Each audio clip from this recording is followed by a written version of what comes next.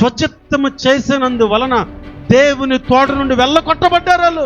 ఈరోజు నువ్వు చేస్తున్న స్వచిత్తమా దైవ చిత్తమా? నీ ఆలోచన స్వచిత్తమా దైవ చిత్తమా? నీ ఉద్దేశం స్వచిత్తమా దైవ చిత్తమా? నువ్వు చేస్తున్నా నీ కలుగుతున్న ఊహలో స్వచిత్తమా దైవ చిత్తమా? నీకు కలిగిన ప్రతి ఊహ దేవుని చిత్తము కాదు. స్వచిత్తము చేసి దేవునికి దూరం అయిపోతూ దానికి మనం పెడుతున్న ట్యాగ్ లైన్ ఏంటంటే దేవుని చిత్తము.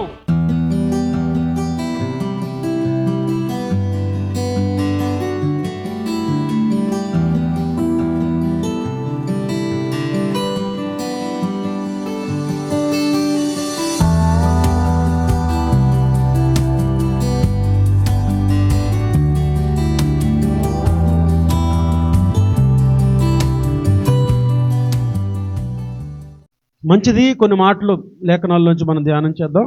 భూమి మీద జీవిస్తున్న మనం అందరము ఏదో ఒక పని చేసి గుర్తుండిపోవాలి అని ఆశపడతాం. అంటే మనం మరణించినా మన జ్ఞాపకాలు ఉండాలి, మనం చేసిన పనులు చెప్పుకోవాలి అని ఆశపడుతూ ఉంటాం. అదేం తప్పు కాదు. సమస్య ఏంటంటే ఏం చేసి గుర్తుండిపోవాలి, ఏం చేస్తే గుర్తుంటాం, దేన్ని చేస్తున్నాం, దేన్ని చేయలేకపోతున్నాం. చాలా క్లుప్తంగా కొన్ని మాటలు ఈ పూట పంచుకుంటాను. 1 యోహాను పత్రిక 2వ అధ్యాయము 17వ వాక్యం.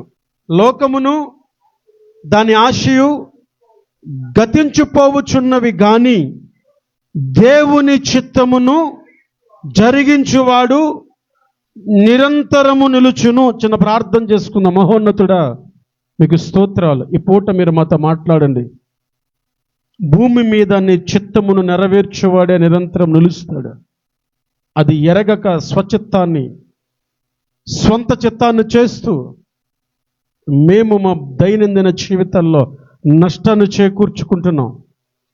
నీ చిత్తమును ఎలా చేయాలో, నీ చిత్తం అంటే ఏంటో, నీ చిత్తమును గ్రహించడం ఎలాగో, నీ చిత్తమును చేసిన వారెవరో, స్వచిత్తమును చేసిన వారెవరో, దాని స్థాయి ఏంటో, స్థానం ఏంటో ఈ పూట మేము గమనించగలిగిన కృపను దయచేయండి. మనుషుని ఆలోచనలు కాక మీరే మాతో మాట్లాడమని, మీరు మాట్లాడుతున్న ప్రతి మాట మా జీవితంలో స్థిరముగా నిలిచిపోయే కృపను భాగ్యాన్ని ప్రసాదించమని నజరేయుడగు యేసుక్రీస్తు నామములో అడిగి వేడుకొనుచున్నాను తండ్రి. ఆమెన్. హల్లెలూయా, హల్లెలూయా. జాగ్రత్తగా నా మాటలు ఆలకించాలి. ఈ పత్రికను యోహాను రాశారు, క్రైస్తవులందరికీ కలిపి రాశారు. ఎందుకు ఈ మాటలు రాశారు అంటే ఆ రోజుల్లో ఒక నానుడి ఉంది. ఆ రోజుల్లో వాళ్ళు ఈ రోజుల్లో ఉన్న వాళ్ళకంటే తెలివైన వాళ్ళు. ఆ రోజుల్లో ఉన్నవాళ్ళు ఈ రోజుల్లో ఉన్న వాళ్ళకంటే తెలివైన వాళ్ళు. సొలొమోను అంటారు, మునుపు ఏది ఉన్నదో ఇప్పుడు అదే ఉన్నది, ఇక మీద అదే ఉంటుంది. మనం అనుకుంటున్నాం ఈరోజు కొత్త విషయాలు కనిపెట్టేశాం, కొత్తది బయటికి తెచ్చేసాం అని, కొత్త టెక్నాలజీ వచ్చేసిందని. సొలొమోను అన్నాడు, అంతకుముందు ఉంది, ఇప్పుడు ఉంది, ఇక మీద కూడా అదే ఉంటుంది. బంగారం ఎక్కడి నుంచి వచ్చింది? భూమి. ఆల్రెడీ భూమిలో ఉందా, మీరు పెట్టి తీసారా? ఇనుము ఎలా వస్తుంది, రాగి ఎలా వస్తుంది? ఈరోజు కనిపెట్టేసాం. ఏం కనిపెట్టావు? భూమిలో ఉన్నదాన్ని కనిపెట్టావు, లేదా అంతరిక్షంలో ఉన్నదాన్ని కనిపెట్టావు, లేదా ఉన్నదాన్ని ఉపయోగించుకుని అది ఇది కలిపి ఒకటి తయారు చేసావు. అంతేగాని లేని దాన్ని కాదు. ఇప్పుడున్న క్రైస్తవులు అంత తెలివైన వాళ్ళు, పూర్వం ఉన్న క్రైస్తవులు అంతకంటే చాలా తెలివైన వాళ్ళు. వీళ్ళు ఏమి నిర్ధారణ చేశారంటే మనిషి ప్రాణ ఆత్మదేహముల కలయిక. ఏం కలయిక? ప్రాణాత్మదేహముల కలయిక. ప్రాణం ఉంటుంది, ఆత్మ ఉంటుంది, శరీరము ఉంటుంది. మనిషి చనిపోయినప్పుడు భూమిలో పాత పట్టేస్తున్నారు కదా. మనిషి చనిపోయినప్పుడు భూమిలో ఇప్పుడు శరీరం శరీరం పని అయిపోదా? వెరీ గుడ్, మీలాగా ఆలోచించారు. అయిపోద్ది. పైకి వెళ్ళేదేంటి? ఆత్మ. నేను శరీరంతో పాపం చేస్తే ఆత్మకు సంబంధం ఏంటి? శరీరం ఎక్కడే కలిసిపోద్ది, ఎక్కడే ఉండిపోద్ది. కాబట్టి శరీరంతో ఏం చేసినా ఆత్మకు సంబంధం లేదు అని ఒక సిద్ధాంతాన్ని కనిపెట్టుకున్నారు వీళ్ళే. శరీరం మన్ను కనుక, మన్ను అయిపోద్ది కనుక, దీంతో సంబంధం లేదు కనుక దీని జవాబుదారి కాదు అని ఒక సిద్ధాంతాన్ని కనిపెట్టేశారు. కనిపెట్టేసి ఇష్టం వచ్చినట్టు బ్రతకడం ప్రారంభించేశారు. పాపం చేయాలని కూడా చేసాయి, చూడాలనుకుంటే చూసేయి. మాట్లాడాలనుకుంటే మాట్లాడు, నీ ఇష్టం. ఎందుకంటే శరీరానికి ఆత్మకు సంబంధం లేదు. ఆత్మ పవిత్రమైంది, శరీరము ఆత్మను అపవిత్ర పరచలేదని ఒక ధోరణికి వచ్చేసారు వాళ్ళు. అప్పుడు రాస్తున్నాడు ఈ లేఖని. పిచ్చోళ్ళారా, ఇప్పుడు చదవండి 15వ వాక్యాన్ని చదవండి. ఇప్పుడు ఈ లోకమునైనను లోకములో ఉన్న వాటినైనను ప్రేమించొద్దు. ఎవరైనాను లోకాన్ని ప్రేమిస్తే ఎవరు ఉండదంట దాంట్లో? దేవుని ప్రేమ వానిలో ఉండదు. 16 కూడా చదువమ్మా. లోకములో ఉన్నదంతయు అనగా శరీరాశయు, నేత్రాశయు, హల్లెలూయా, శరీరాశయు, నేత్రాశయు, జీవపటంబము, ఇవి తండ్రి వలన కలిగినవి కావు. కాబట్టి లోకము దాని ఆశలు గతించిపోతాయి. లోకాన్ని నువ్వు ప్రేమించి తండ్రి ప్రేమను అలా నిలిచి ఉండాలంటే అయ్యే పని కాదు అది. లోకాన్ని ప్రేమించొద్దు, లోకం వైపు తిరగద్దు. లోకంలో శరీరాశ ఉంది, నేత్రాశ ఉంది, జీవపడమం ఉంది. ఇది దైవిక సంబంధమైనవి కాదు. ఇవి చేస్తే నాశనం అయిపోతావు. ఎప్పుడు మేలు కలుగుద్ది, ఎప్పుడు నువ్వు బ్రతుకుతావు, ఎప్పుడు నువ్వు స్థిరంగా నిలిచిపోతావు అంటే దేవుని చిత్తం చేసినప్పుడు. దేవుని చిత్తాన్ని 2 రకాలుగా తెలుసుకోవచ్చు. దేవుని చిత్తాన్ని 2 రకాలుగా తెలుసుకోవచ్చు. ఒకటి సాధారణంగా తెలుసుకోవచ్చు, జనరల్ అనొచ్చు. ఒకవేళ చెప్పాలంటే సాధారణమైన దేవుని చిత్తం అది లోకాన్ని చూసినా, ప్రకృతిని చూసినా, ప్రపంచంలో నువ్వు దేన్ని చూసినా కనపడుద్ది. ఇంకొకటి ప్రత్యేకమైంది, అది దేవుడు వెల్లడి చేస్తేనే తెలుస్తుంది. మీకా రాసిన గ్రంథము 6వ అధ్యాయం 8వ వాక్యం చదవండి. మీకా 6:8. మనుష్యుడా ఏది ఉత్తమమో అది నీకు తెలియజేయబడే ఉన్నది. న్యాయంగా నడుచుకోవడం, కనికరం, ప్రేమించడం, దీన మనసు కలిగి దేవుని ఎదుట ప్రవర్తించడం, జాగ్రత్తగా వినాలి. దీనంగా ఉండాలని తెలియదా మనకి? ప్రేమ చూపాలని తెలియదా? తెలీదా? దేవుని చిత్తం తెలుసుకోవడానికి సాధారణ పద్ధతి కూడా పెట్టాడు దేవుడు. తర్వాత యోహాను సువార్తలో మాట్లాడుతూ అంటాడు 6వ అధ్యాయం 8వ వాక్యంలో, ఎవరిని ముందుగా నిర్ణయించునో అంటాడు. అంటే ఎవరిని ముందుగా నిర్ణయిస్తే వాళ్ళకే చెప్పేది వేరు, అందరికి అర్థమయ్యేలా చెప్పేది వేరు. దేవుని చిత్తాన్ని తెలుసుకోవడం చాలా ఈజీ, అందరికి అర్థమవుతుంది అది. కానీ చాలామంది అర్థం కానట్లే ప్రవర్తిస్తారు. అయితే దేవుని చిత్తం చేసేది ఎవరు? స్వచిత్తం చేసేది ఎవరు? దేవుని చిత్తం చేసిన వారెవరు? ఏం జరిగింది? స్వచిత్తం చేసింది ఎవరు? ఏం జరిగింది? చాలా క్లుప్తంగా చెబుతా. ఆదికాండము 3వ అధ్యాయము 4వ వాక్యం. ఎలాగనగా వాటిని తిరుదినమున, జాగ్రత్తగా వినాలి. దేవుడు ఏదైనా తోట వేసాడు ఒకటి. అది మనం అనుకున్న లాంటి తోట కాదు. 4 నదులు ప్రవహిస్తాయి దానికి. ఎన్ని నదులు? 4 నదులు. పేర్లు తెలుసా?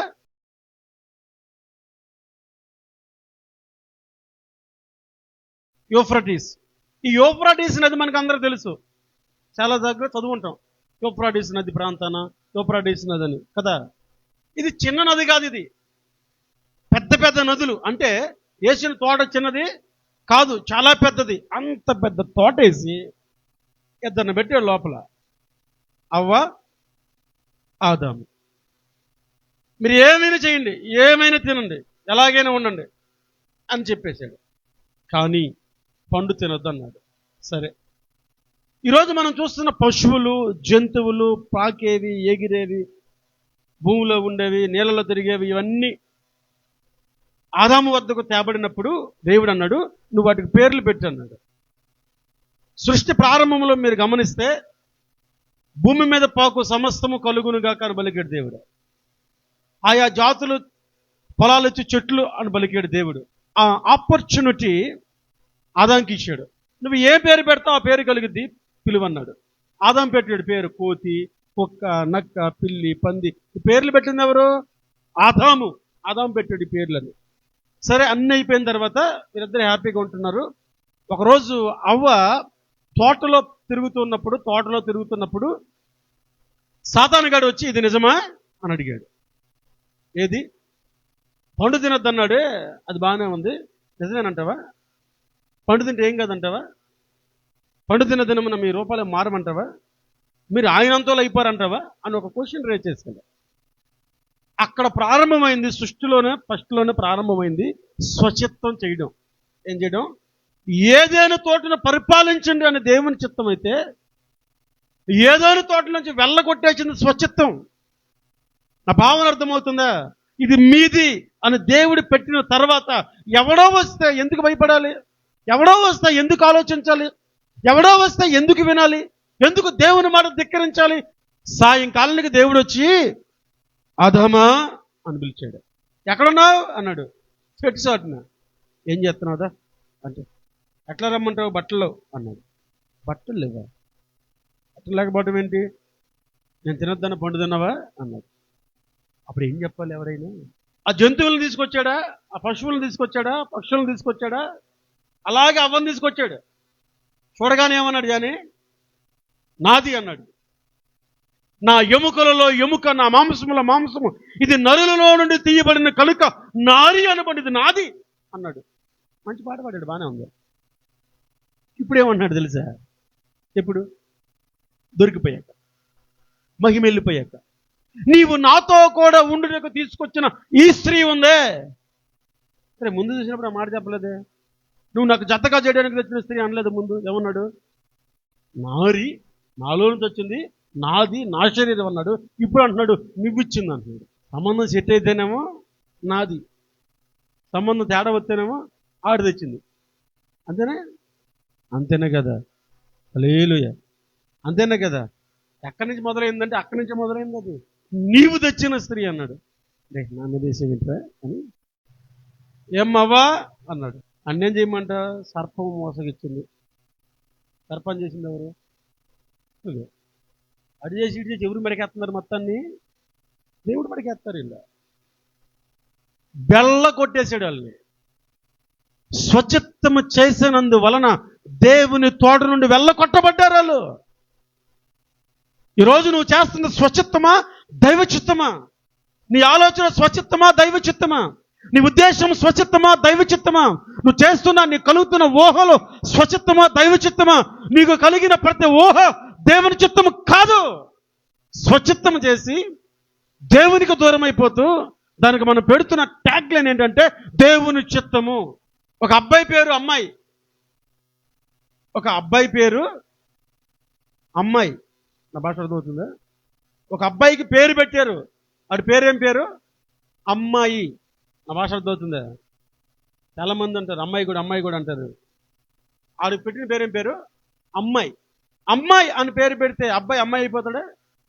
మరి స్వచిత్తానికి దేవుని చిత్తం అని నువ్వు ట్యాగ్ లైన్ తగిలిస్తే దేవుని చిత్తం అయిపోద్దా? బెల్ల కొట్టేస్తాడు. జాగ్రత్త. ఆయన చెందింది నుంచి త్రోసివేసాడు. శాపం వచ్చింది, ప్రసవవేదన అధికమైంది, భూమి గచ్చు పొదలు మొలిపించింది.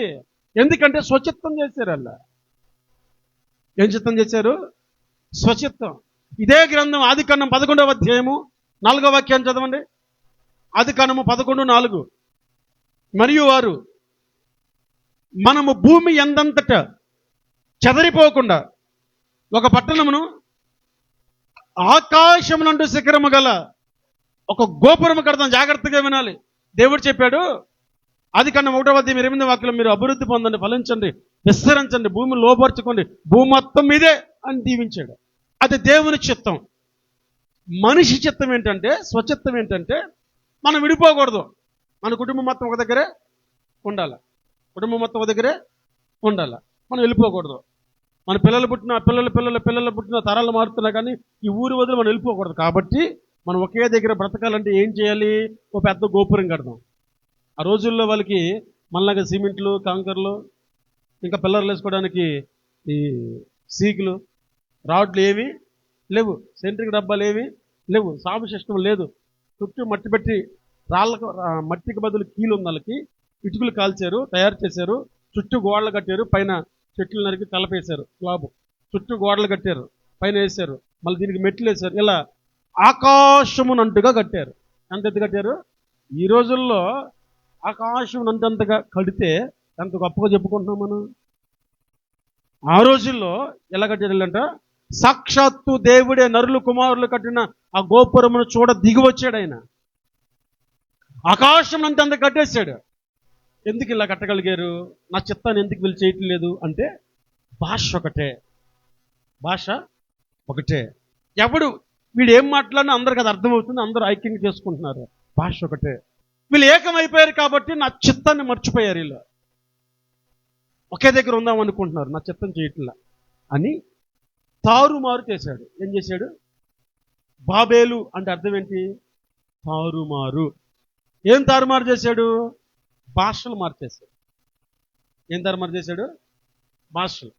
ఆ పైన ఉన్నవాడు ఏదో అడుగుతాడు, కింద ఉన్నవాడికి ఇంకోటి అర్థమవుతుంది. ఆడి కోపం వస్తుంది, కిందకు వస్తాడు. ఆడి తిట్టేది ఈడికి అర్థం కాదు, ఈడి తిట్టేది ఆడికి అర్థం కాదు. మొత్తం మీద వాళ్ళకి గొడవలయ్యాయి. ఏ ఏ పదాలు అర్థమయ్యే వాళ్ళు ఆయా పక్క వచ్చేసారు. వచ్చేస్తే ఇప్పుడు అందరు కలిసి ఉండాలంటే కుదరట్లా.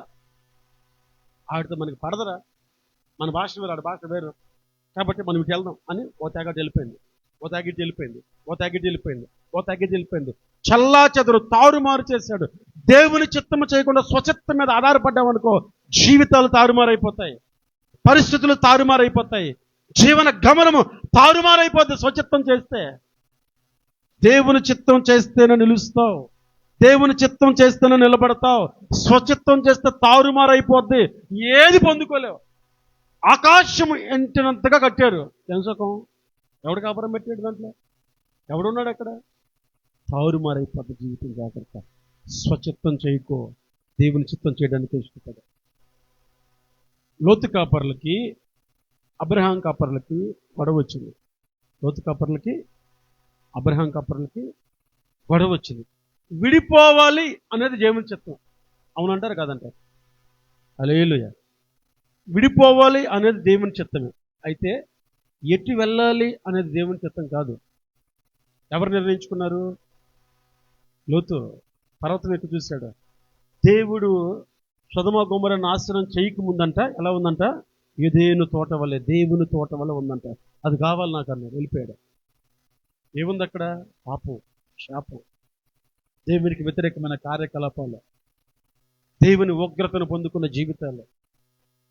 కాబట్టి స్వచిత్తాన్ని వెతక్కో, స్వచిత్తాన్ని వెతక్కో, సొంత చిత్తాన్ని వెతక్కో. దైవ చిత్తం మీద ఆధారపడు. నువ్వు స్వచిత్తం మీద ఆధారపడితే నష్టపోతావు, దైవ చిత్తం మీద ఆధారపడకపోతే నష్టపోతావు. స్వచిత్తం మీద ఆధారపడద్దు, ఇది స్వచిత్తం. యేసుప్రభువు మత్తయి సువార్తలో 7వ అధ్యాయం 25వ వాక్యం చదువుతున్నప్పుడు ఒక మాట చెప్పారు, చదవండి. మత్తయి సువార్త 7:25.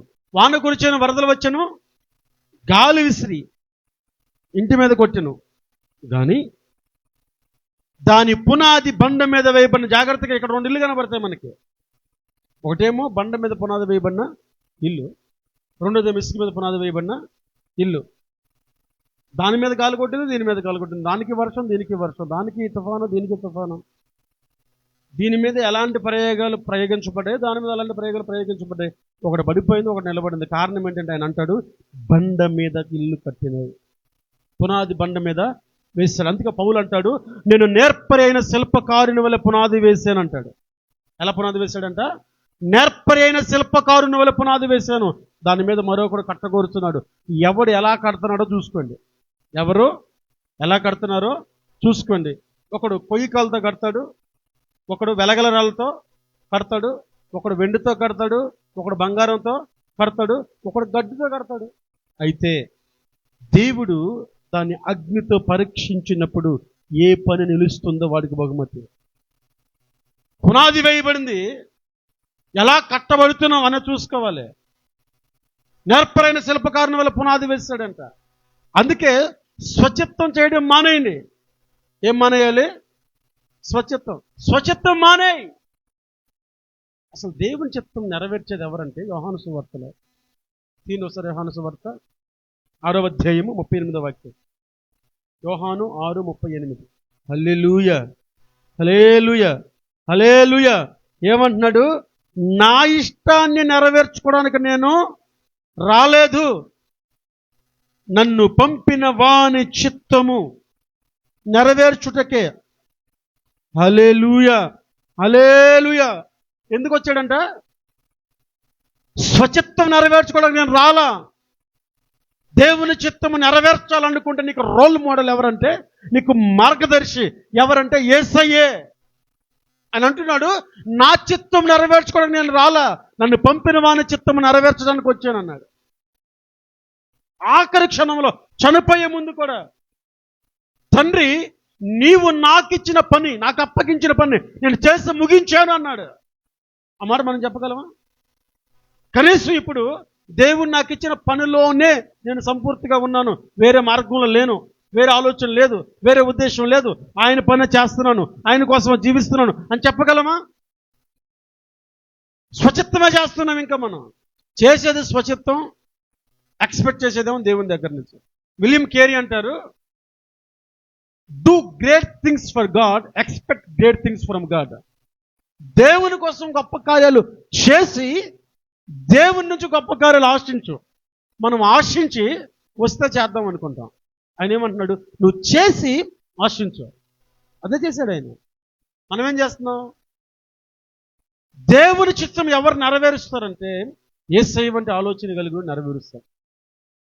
ఆయన దేవునితో కూడా ఉండుట విడిచిపెట్టకూడని భాగ్యం అని ఎంచుకొనక దాసుని స్వరూపం ధరించుకొని వచ్చేసాడు. ఎందుకు అంటే పంపిన వాని చిత్తము చేయడానికి.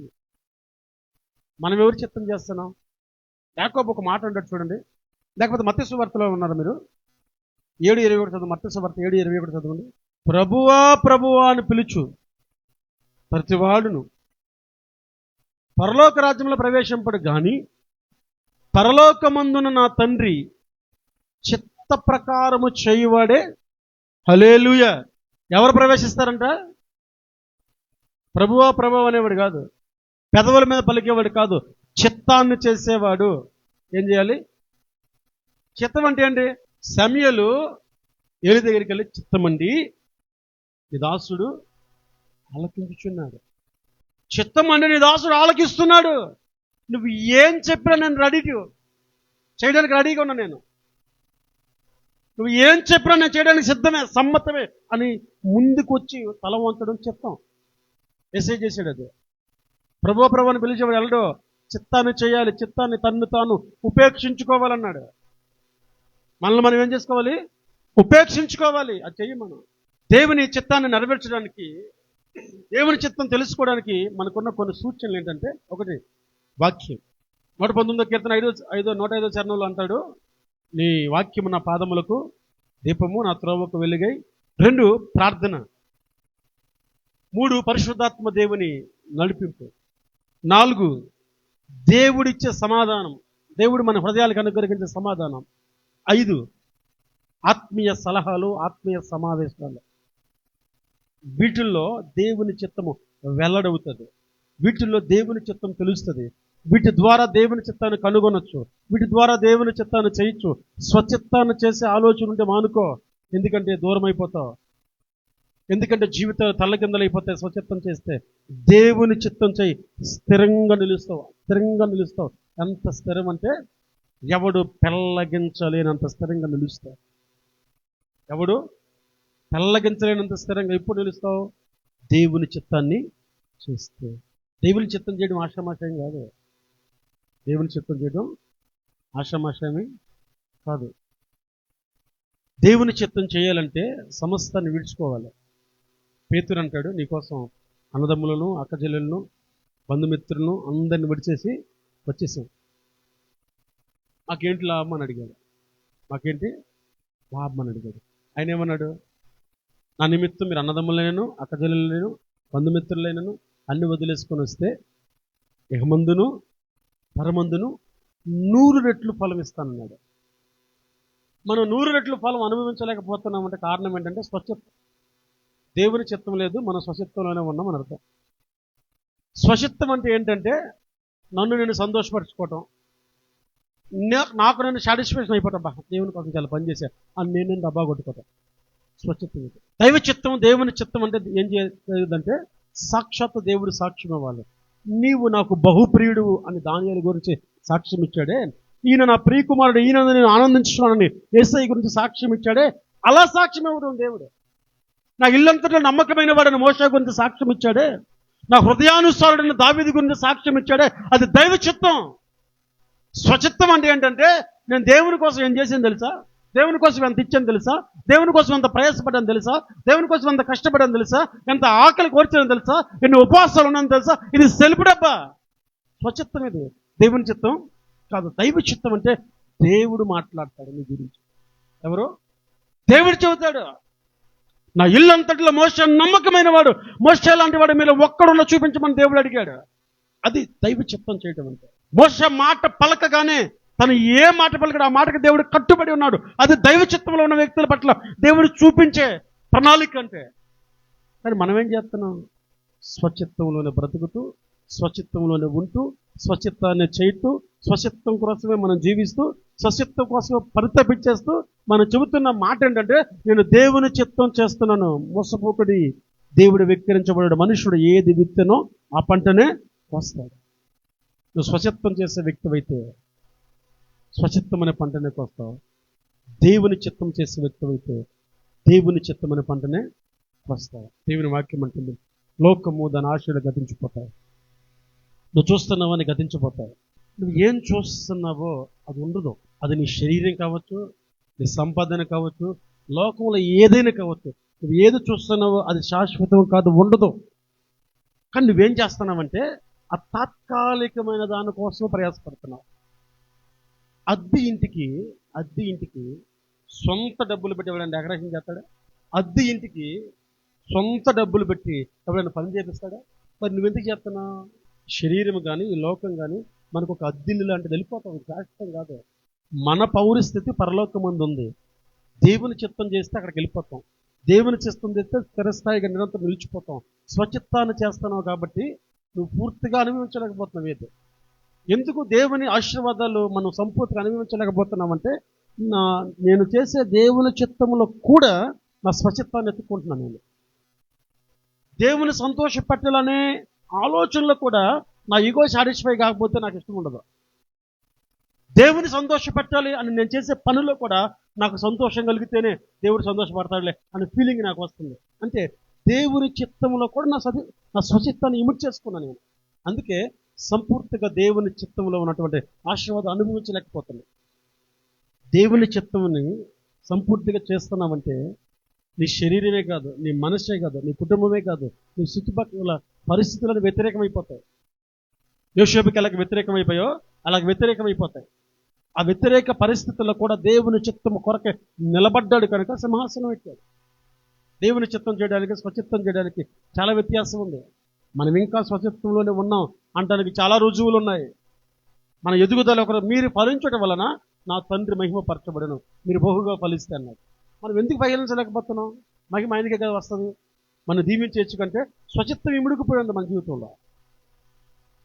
దైవ చిత్తానికి సారం కంటే ఎక్కువగా స్వచిత్తం ఇముడుకుపోయింది కనుక స్వచిత్తం వలన దైవ చిత్తము బయటికి కనబడ్డా కనుక దైవ చిత్తానుసారమైన ఆశీర్వాదాలు మనకి లేవు.